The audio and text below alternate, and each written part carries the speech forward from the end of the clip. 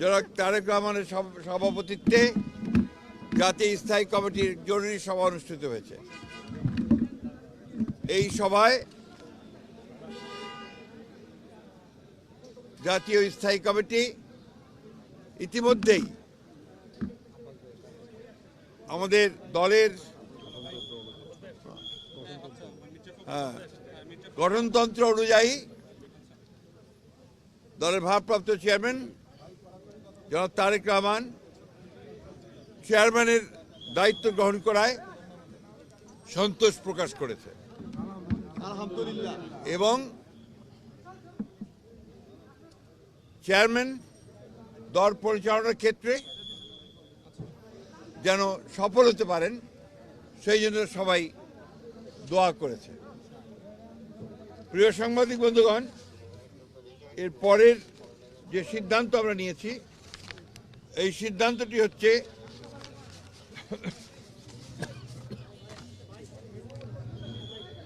নির্বাচন কমিশনের অনুরোধে বাংলাদেশ জাতীয়তাবাদী দলের চেয়ারম্যান জনাব তারেক রহমান আগামী 11 জানুয়ারি 2026 থেকে জাতীয় নেতা মৌলানা আব্দুল হামিদ খান ভাসানী ও 2024-এর ছাত্রগণ অভ্যুত্থানে শহীদ আবু সাইদ সহ অন্যান্য শহীদদের প্রতি শ্রদ্ধা জানানোর জন্য তাদের কবর জিয়ারত এবং কিছু পারিবারিক দায়িত্ব পালনের জন্য দেশের উত্তরাঞ্চলের কয়েকটি জেলা সফর করবেন বলে সিদ্ধান্ত নেওয়া হয়েছিল।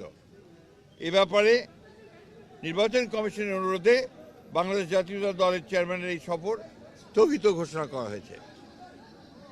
আমরা যে আমাদের স্বেচ্ছাসেবক দলের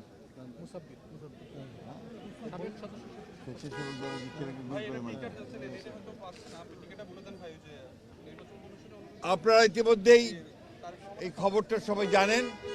প্লিজ ভাই প্লিজ, আপনারা সবাই খবরটা খুব ভালো করে জানেন যে দেশের যে নির্বাচন আগামী ফেব্রুয়ারি মাসের 12 থেকে অনুষ্ঠিত হতে যাচ্ছে, সেই নির্বাচনকে বিভিন্নভাবে প্রশ্নবিদ্ধ করার জন্য, বানচাল করার জন্য একটা মহল বিভিন্নভাবে চক্রান্ত করছে।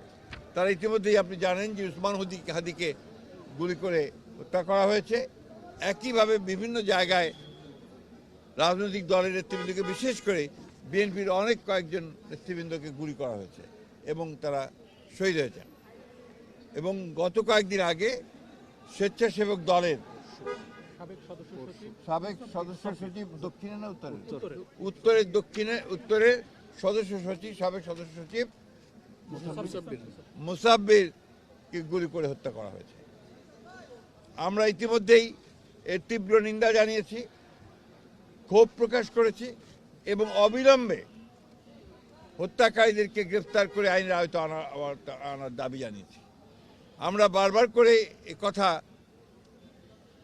সরকারকে এবং নির্বাচন কমিশনকে জানিয়েছি, জানাতে চাই আবারও, যে এই ধরনের হত্যাকাণ্ড ঘটতে থাকলে এই দেশে নির্বাচনের পরিবেশ বিনষ্টতা হবে এবং নির্বাচনের পরিবেশ যেন বিনষ্ট না হয় তার জন্য সকল প্রকার উদ্যোগ গ্রহণ করার জন্য, সক্রিয় প্রক্রিয়া নেওয়ার জন্য আমরা আবারও সরকার এবং নির্বাচন কমিশনকে আহ্বান জানাচ্ছি।